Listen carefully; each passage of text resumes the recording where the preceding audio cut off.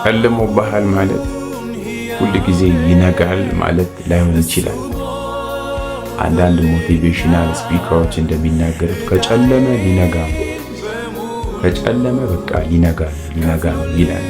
ላይነጋ ይችላል። ይህንን ማጣራት መቻል አለብን። ጨለማው ከየት ነው የመጣው? ሁኔታው እንዴት ነው?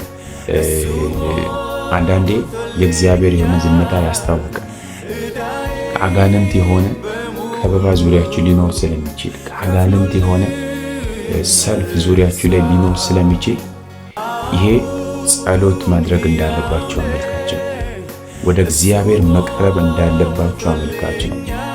ስለዚህ መንፈሳዊ ሕይወታችሁን ቼክ እንድታረጉና ወደ ጸሎት እንድትገቡ ላበረታታችሁ እፈልጋለሁ።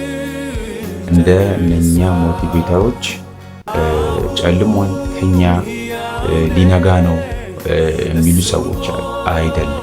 ከጨለመ መንቃት ነው ያለው፣ ወደ ጸሎት መግባት ነው ያለው።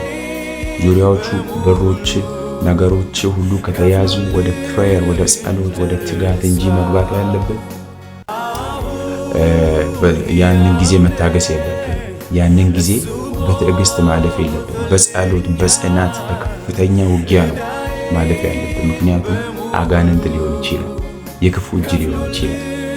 ሰላም ለእናንተ ይሁን። ጌታ ኢየሱስ ይባርካል።